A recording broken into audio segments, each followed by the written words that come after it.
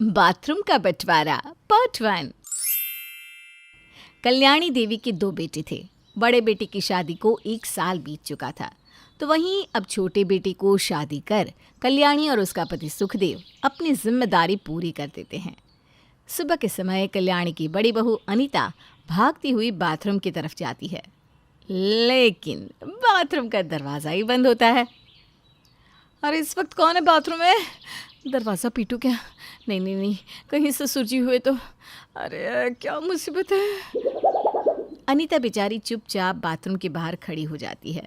तभी नहाने के लिए कल्याणी वहाँ आती है और अनीता को बाथरूम के बाहर पसीने पसीने देखकर कहती है, अरे बहू, तेरा चेहरा पीला क्यों पड़ा हुआ है और पसीने क्यों आ रहे हैं तुझे?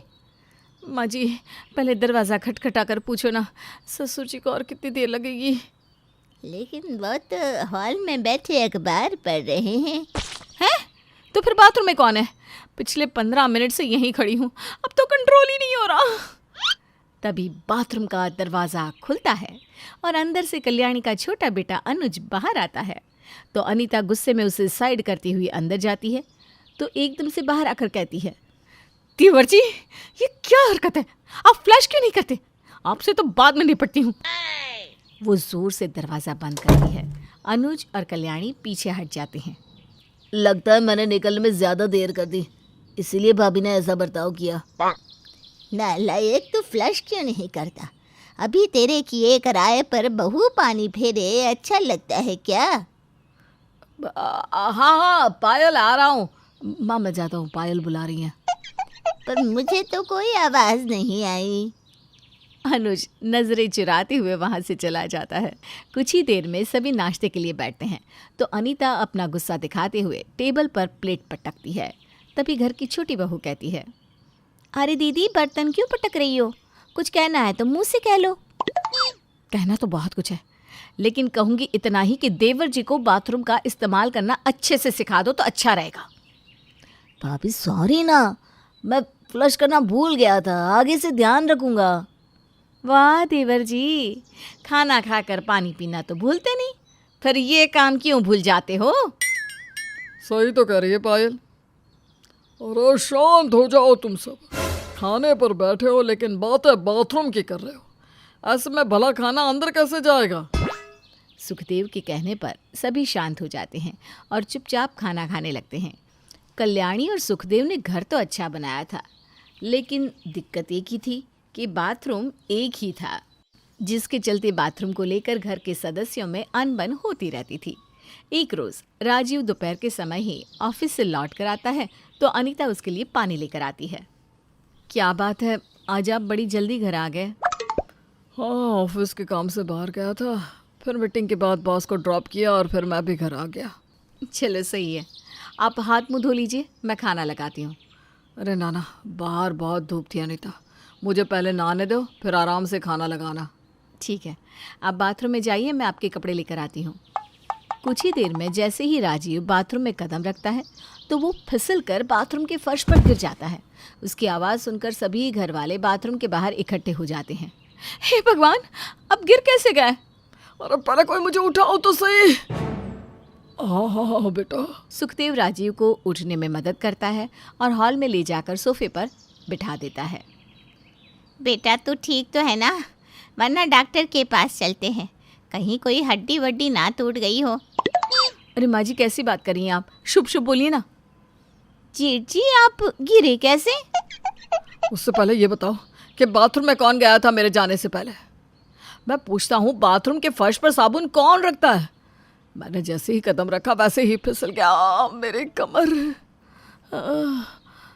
अभी कुछ देर पहले तो छोटी बहू बाथरूम से नहा कर निकली है। कल्याणी के इतना कहते ही सभी पायल की ओर देखने लगते हैं, जो कि दबे पांव अपने कमरे की तरफ जा रही थी। तभी अनीता उसे टोकती है, देवरानी जी कहाँ चली? यहाँ तुम्हारी ही गलती की बात हो रही है। वो दीदी, मैं तो जेठ जी के लिए मुंह लेने जा रही थी। कमर में मोच देकर मुंह लगाने से तुम्हारी गलती छुप नहीं जाएगी। साबुन फर्श पर कौन छोड़ता है? हाँ, आप तो मुझ पर ऐसे भड़क रही हैं जैसे मैंने जानबूझकर साबुन फर्श पर रखा हो। अरे गलती से गिर गया होगा, मेरा ध्यान नहीं गया। और फिर जेठ जी को भी तो देखकर अंदर जाना चाहिए था ना। लेकिन बहू, तेरी गलती की वजह से राजीव को चोट लग गई। अरे कहीं कोई हड्डी वड्डी टूट गई होती तो उसका क्या होता। इसका क्या जाता, मुसीबत तो हम दोनों के लिए खड़ी हो जाती ना। माँ जी, आप तो बोलिए ही मत। अरे जब घर में 3 कमरे हो सकते हैं तो 2 बाथरूम नहीं हो सकते थे? एक बाथरूम बनवाकर आप ही ने तो गलती की है। अपनी छोटी बहू की ऐसी बात सुनकर कल्याणी आगे कुछ बोल ही नहीं पाती और पायल वहाँ से मुंह बनाकर चली जाती है। शाम को अनुज के घर आने पर अनीता उसे सब कुछ बताते हुए पायल को समझाने की बात कहती है।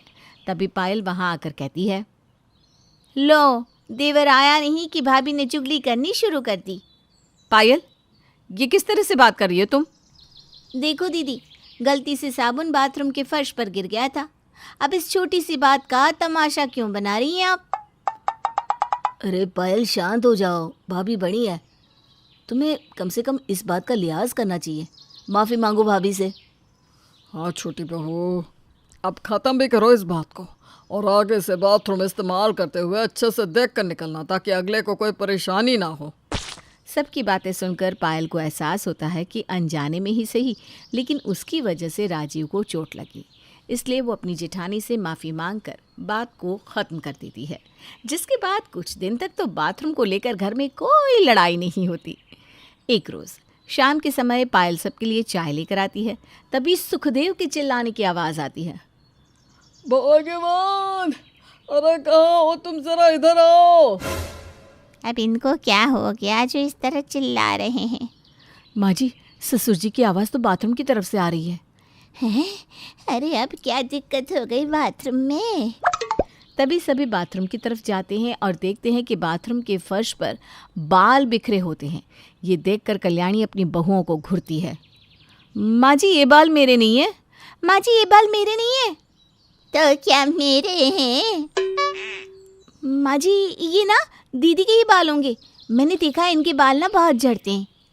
अरे वो तो 2 महीने पहले की बात है देवरानी जी, अब तो 4 दिन पर भी कंघी करने पर मेरे बाल नहीं झड़ते।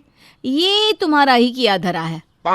और इस तरह कुछ दिनों की शांति फिर से भंग हो जाती है।